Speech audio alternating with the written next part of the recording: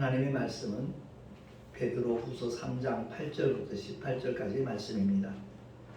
봉독을 하겠습니다. 사랑하는 자들아, 주께는 하루가 천년 같고 천년이 하루 같은 이 한 가지를 잊지 말라. 주의 약속은 어떤 이에 더디다고 생각하는 것 같이 더딘 것이 아니라 오직 너희를 대하여 오래 참으사 아무도 멸망치 않고 다 회개하기에 이르기를 원하시느니라. 그러나 주의 날이 도적같이 오리니 그날에는 하늘이 큰 소리로 떠나가고 체질이 뜨거운 불에 풀어지고 땅과 그 중에 있는 모든 일이 드러나리로다. 이 모든 것이 이렇게 풀어지리니 너희가 어떠한 사람이 되어야 마땅하뇨? 거룩한 행실과 경건함으로 하나님의 날이 임하기를 바라보고 간절히 사모하라. 그날에 하늘이 불에 타서 풀어지고 체질이 뜨거운 불에 녹아지려니와 우리는 그의 약속대로 의에 거하는 바 새 하늘과 새 땅을 바라보도다. 그러므로 사랑하는 자들아, 너희가 이것을 바라보나니 주 앞에서 점도 없고 흠도 없이 평강 가운데서 나타나기를 힘쓰라. 또 우리 주의 오래 참으심이 구원이 될 줄로 여기라. 우리 사랑하는 형제 바울도 그 받은 지혜대로 너희에게 이같이 썼고 또 그 모든 편지에도 이런 일에 관하여 말하였으되 그 중에 알기 어려운 것이 더러 있으니 무식한 자들과 굳세지 못한 자들이 다른 성경과 같이 그것도 억지로 풀다가 스스로 멸망에 이르느니라. 그러므로 사랑하는 자들아, 너희가 이것을 미리 알았은즉 무법한 자들의 미혹에 이끌려 너희 굳센 데서 떨어질까 삼가라. 오직 우리 주 곧 구주 예수 그리스도의 은혜와 저를 아는 지식에서 자라가라. 영광이 이제와 영원한 날까지 저에게 있을지어다. 아멘. 기도하겠습니다. 하나님 아버지, 은혜를 감사합니다. 오늘도 주의 생명의 말씀을 들을 수 있는 복된 시간을 주셨사오매 성령 하나님께서 감동 감아 주시고 우리로 하여금 하나님의 말씀의 의미가 그 뜻이 무엇인가 깨닫게 해주셔서 그 뜻대로 순종하는 믿음의 길을 걸어가고 달려갈 수 있는 우리 모두가 되게 하여 주시옵소서. 우리 구주 예수 그리스도 이름으로 감사하며 간절히 기도하옵나이다. 아멘. 제가 2년 한 3개월째 그 주일 예배를 이렇게 녹화를 해서 유튜브에 올라가고 있는데 일주일 전에 제 채널을 열어보니까 14군데 그 저작권 침해 신고 이렇게 글이 달려져 있더라고요. 제가 깜짝 놀랐습니다. 도대체 이 작곡가들은 왜 찬송가를 만들었을까? 분명히 찬송은 하나님을 예배하면서 최상의 영광을 돌리는 방법 중에 하나인데 저작권이라니, 하나님께 영광을 돌리기 위해서 찬송시를 쓰고 작곡을 했는가, 아니면 돈을 벌기 위한 그 목적으로 만들었을까? 그런 생각을 하니까 굉장히 마음이 참 복잡해지고 아팠습니다. 물론 세상 노래는 돈 벌기 위한 수단이고 인기를 얻기 위한 하나의 방편으로 좋은 곡들을 만들어서 이렇게 발표도 하고 음반도 내고 그러겠지만 찬송가만큼은 그게 아니지 않나, 이런 마음이 들더라고요. 그래서 오늘부터는 녹화 중에 찬송을 부르는 일을 이렇게 아예 빼버렸습니다.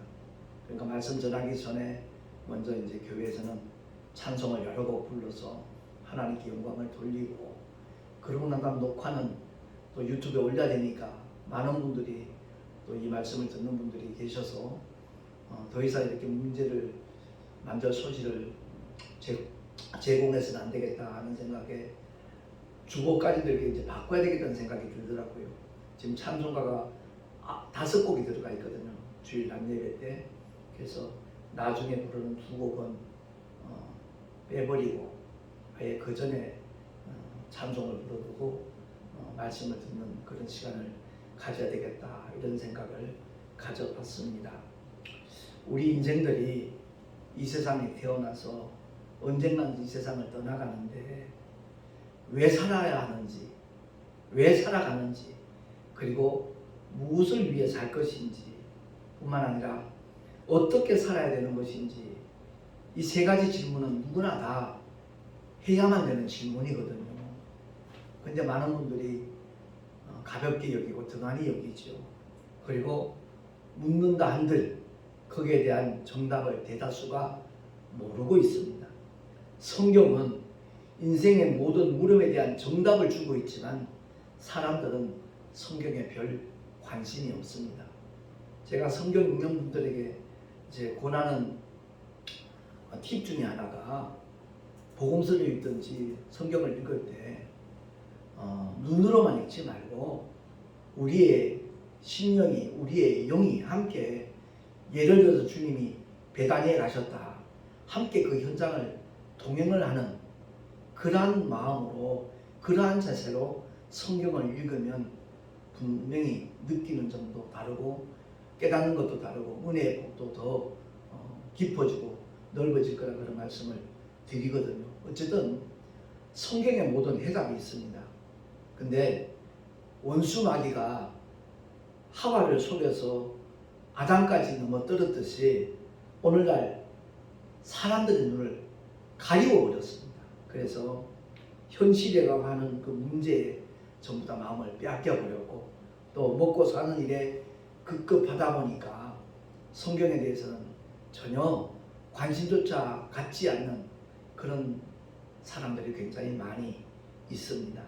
그래서 성경에 나타난 믿음의 인물들을 보면 특징이 있죠. 대표적으로 사도 바울이나 베드로 같은 경우에 제가 주보에 써놨습니다만, 고린도후서 4장 18절 우리 한번 한 목소리로 합독하겠습니다. 시작. 우리의 돌아보는 것은 보이는 것이 아니요 보이지 않는 것이니, 보이는 것은 잠깐이요 보이지 않는 것은 영원함이니라. 아멘. 늘 제가 말씀을 드렸듯이 우리 인간은 한시적인 존재와 영원한 존재의 결합체입니다. 우리 육신은 아무리 건강하다 할지라도 120세를 넘기기가 힘들지요. 분명히 언제나 안중의 흙으로 돌아갈 것입니다. 그리고 그 육체 속에 함께 거하고 있는 영은 영원한 존재가 있죠. 하나님의 형상대로 그 모양을 따라 지음을 받았다라고 창세기를 통해서 우리에게 일러주고 있습니다. 그렇기 때문에 참 믿음의 사람들은 눈에 보이는 현실에 마음을 빼앗기는 것이 아니라 늘 그들이 사모하는 것은 영원한 세계입니다. 아버지의 집입니다. 저와 여러분도 꼭 그러한 신념으로 이 세상을 살아갈 수 있기를 예수 이름으로 부탁합니다. 베드로서는 본문에도 나와 있지만 13절에 보니까 우리는 그의 약속대로 의에 거하는 바 새 하늘과 새 땅을 바라보도다 라고 고백하고 있습니다. 사도 바울도 영원한 보이지 않는 세계를 사모했듯이 베드로 역시도 그러한 고백을 하고 있습니다. 주님이 약속하신 대로 의에 거하는 바, 그 의에 거하는 바란 말에 무슨 뜻인가 하니 믿음으로 산다 이 말입니다. 믿는 자에게만 하나님께서 그 의를 인정을 하시기 때문에 그렇습니다. 믿음을 의로 인정하시는 거거든요. 우리 행실은 아직도 부족한 것이 있고 연약한 부분이 있을지라도 하나님께서는 믿음으로 사는 자에게는 그 믿음을 의로 여기셔서 그 모든 허물과 연약함을 사랑으로 덮어주시거든요. 그래서 어쨌든 그의 약속대로 의에 거하는 바 새 하늘과 새 땅을 바라보도다 라고 베드로는 고백하고 있는 겁니다. 여기서 참 안타까운 마음이 드는 것은 새 하늘과 새 땅, 한자로 표현하는 신천지잖아요. 이걸 틈타서 이단이 판을 치고 있는 수많은 영혼들을 누락질하고 있는 그런 현상들이 굉장히 참 믿음의 사람들을 안타깝게 만들고 마음을 무겁게 만들고 있는데, 더더구나 또 하나님과 전혀 상관없는 하나님의 교회라는 그 교단이 있지요. 안산홍차 죽고 나니까 그 부인이 또 이제 하나님 어머니라고 주장을 하고 있는데, 그것을 믿는 사람들이 30만 명이 넘는다는 사실이 참 저로서는 정말 그게 기적인 것 같아요. 사탄의 기적이요. 그렇습니다. 저와 여러분은 정말 하나님의 약속들을 믿는 믿음의 길을 걸어갈 수 있기를 예수 이름으로 축원합니다. 어떤 사람들은 자기가 흙덩어리인 줄 알고 이 흙덩어리만을 위해서 살고 있잖아요. 그죠? 무엇을 더 좋은 걸 먹일까? 어떻게 하면 더 영양 있는 걸 마실까? 그냥 어떻게 하면 참 더 아름답게 돋보이게 만들까?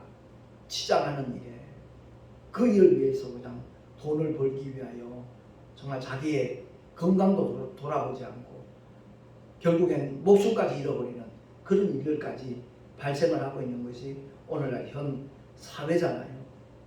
육신을 위해서 목숨을 거는 것, 이게 얼마나 어리석은 일인가 하는 것을 깨닫는 자가 저는 복 있는 사람이라고 그렇게 생각을 합니다.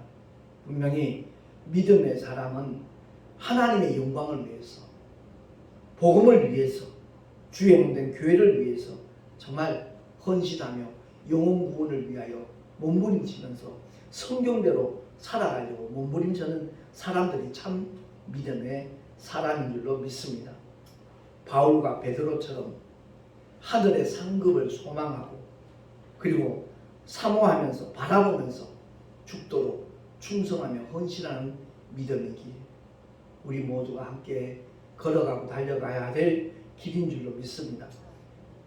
바울은 빌립보 교회 성도들에게 이와 같이 고백을 했거든요. 빌립보서 3장 14절 말씀 시작. 표대를 향하여 그리스도 예수 안에서 하나님이 위에서 부르신 부름의 상을 위하여 쫓아가노라. 아멘.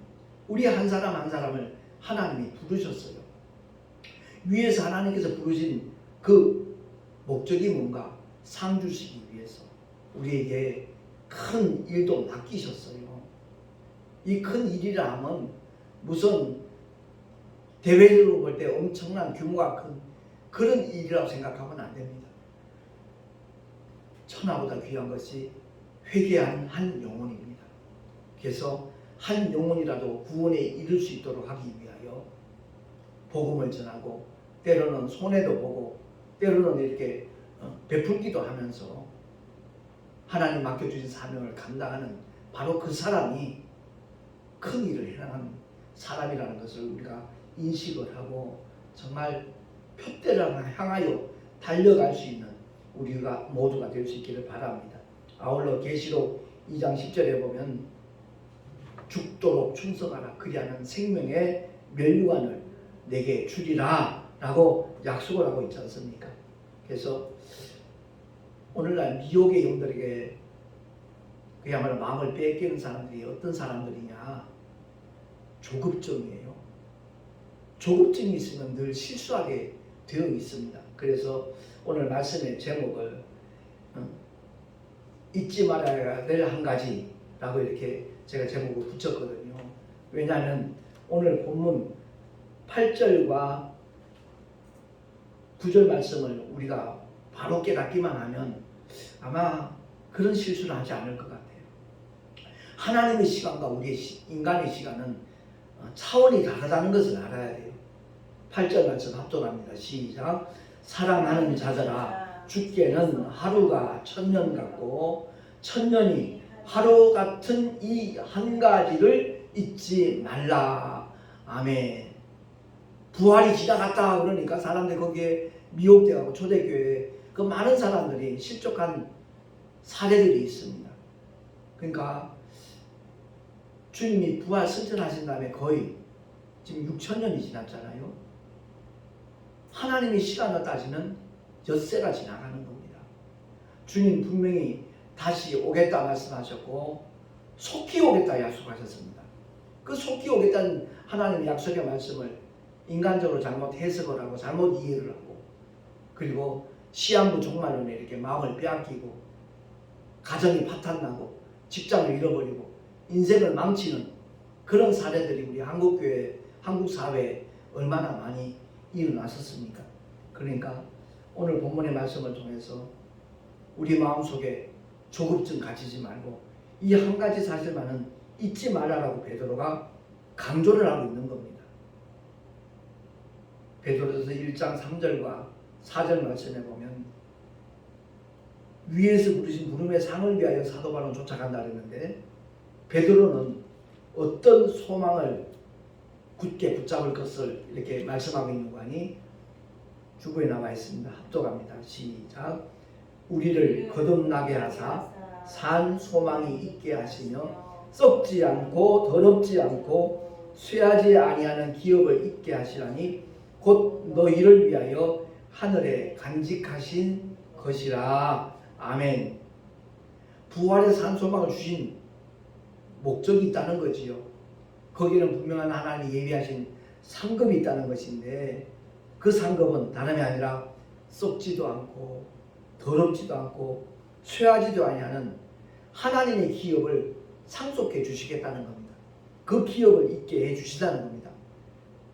예수 믿는 저와 여러분을 위하여 하늘에 간직하신 이 소망을 날마다 굳게 붙잡고 살아가는 우리 모두가 될 수 있기를 예수 이름으로 축원합니다. 그 소망이 확실하다면, 정말 그 부활의 산 소망을 굳게 붙잡고 있다면 현실에 어떤 어려움이 와도 그 어려움 때문에 믿음의 길을 떠나지 않습니다. 믿음을 잡아낼 수가 없는 것입니다. 그런데 사람들의 조급증으로 인하여서 많은 사람들이 성경을 억지로 풀다가 그만 실족하는 거죠. 영원한 실족입니다. 정말 끝이 없는 낭떠러지, 지옥을 향하여 정말 실족하는 그런 사람들이 우리 한국 사회에 너무나 많다는 것, 참 가슴 아픈 일이죠. 신천지뿐만 아니라 하나님의 교회, 우리 기독교 한국 역사를 통해서 보면 그 전도관을 통해서 박태선 장로라는 사람이 참 하나님의 은사를 많이 받았고, 그를 통해서 하나님의 역사가 굉장히 다양하고 풍성하게 누구도 부인할 수 없는 그 하나님의 기적들을 목도했거든요. 경험들을 했거든요. 그러다 보니까 박태선 장로라는 사람이 미혹의 영에 의해서 자기가 하나님이라는 거예요. 그 능력이 자기 안에서 나오는 것인 줄 알고 결국은 전도관을 통해서 신앙촌도 만들어지고, 신앙촌에 들어가서 거기서 만드는 상품들을 정말 누구보다도 그냥 현안을 여고 팔려다니면서 인생을 그냥 결국 마감하는 그런 불행한 사례들 굉장히 많이 있거든요. 그건 다름 아니라 성경을 억지로 풀다가 그렇게 되는 겁니다.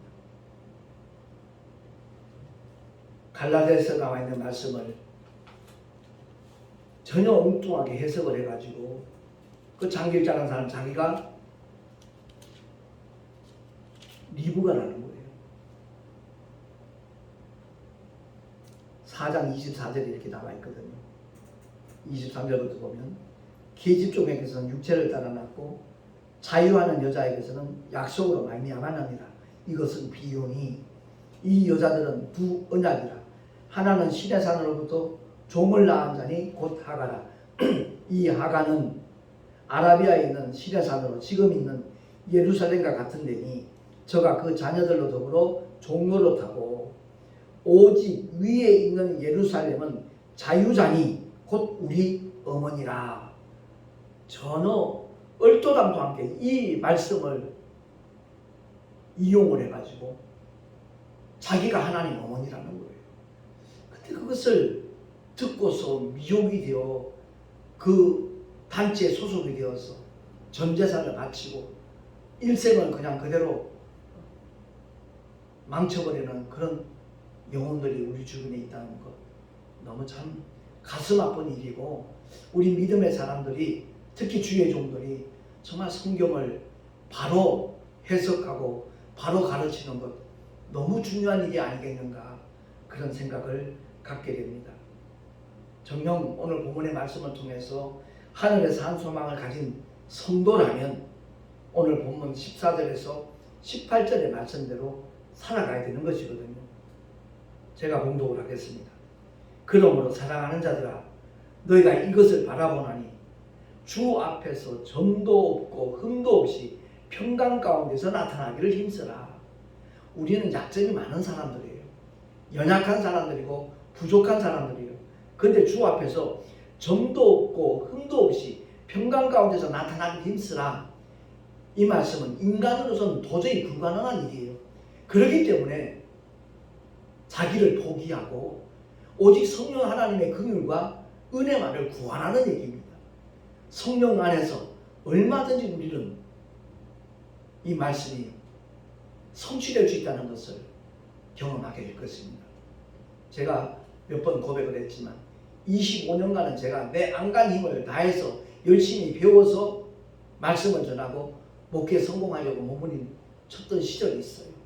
그런데 내 옛사람 십자가에 못 박아버리고 이젠 더 이상 내 뜻이 없고 내 계획이 없고 내 목적이 없다라는 그 고백을 정말 하나님 앞에 여실히 토로를 하고 성령 하나님께서 나를 통해 일해 주시기를 정말로 간절히 사모하며 결단했더니 주님께서 예전에 김기호 목사와 오늘날 김정은 목사는 정말 많이 다르다는 것을 제 스스로도 느끼거든요. 가장 그 부분을 인정해 주시는 분이 우리 모친이에요. 어머니께서는 그 점을 인정을 하십니다.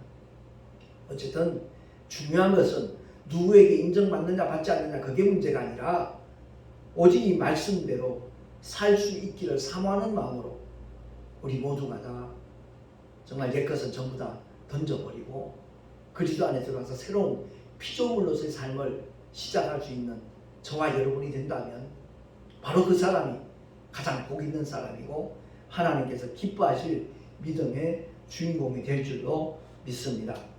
15절 이하에 또 우리 주의 오래 참으심이 구원이 될 줄로 여기라.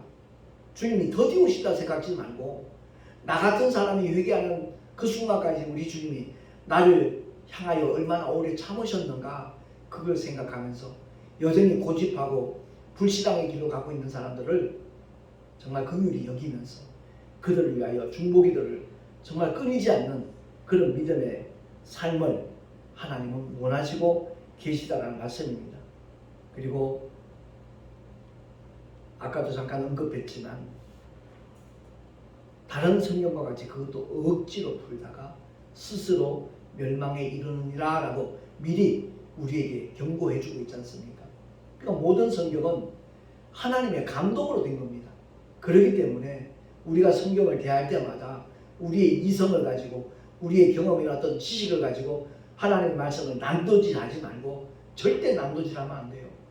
오직 성령께서 이 말씀의 참된 뜻을 깨닫게 해달라고 사모하며 기도할 때 주님은 반드시 그 말씀에 담겨져 있는 하나님의 심오한 뜻을 알게 만들어 주실 줄로 믿습니다.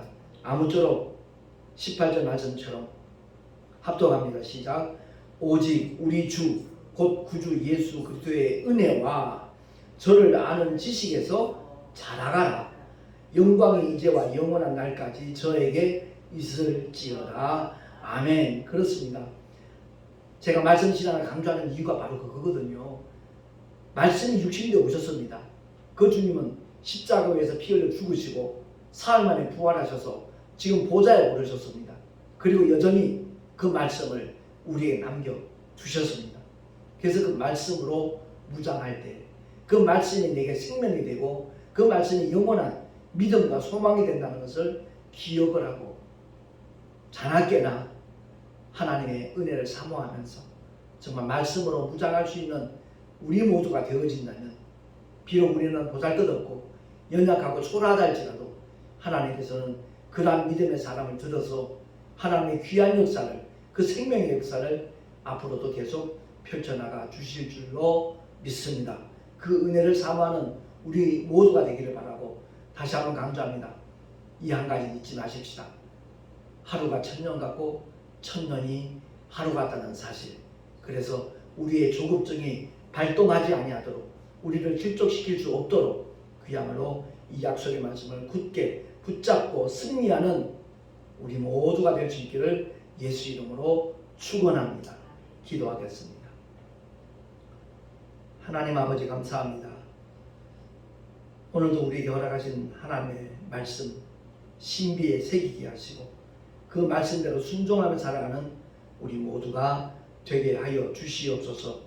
원근 각처에서 하나님의 귀한 사역을 위하여, 택시 선교를 위하여, 주님의 몸된 교회를 위하여 정말 귀한 예물들을 드리는 손길들이 있습니다.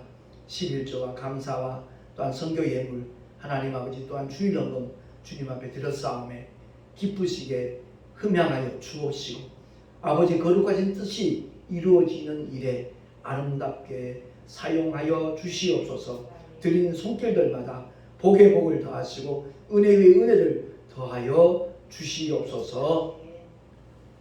이제는 우리 구주 예수 그리스도의 크신 은혜와 하나님 아버지의 영원하신 사랑하심과 보혜사 성령 하나님의 내주교통 인도하심과 축복하시니 이 한 가지를 잊지 말라라는 하나님 말씀 다시 한번 기억을 하며 결코 실족지 아니하리라, 실수하지 아니하리라 결단한 하나님의 사람들 머리 위에 그 가정과 자녀들과 경영하는 모든 일들과 또한 주님께서 보혈로 값주고 세우신 주님의 모든 교회들 위에 지금으로부터 영원토록 함께 있을지어다. 아멘.